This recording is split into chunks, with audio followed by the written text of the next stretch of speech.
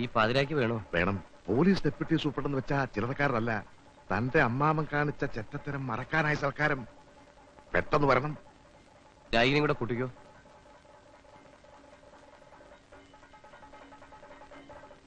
സേവയുണ്ടോ? വരുത്താം. കഴിക്കില്ല.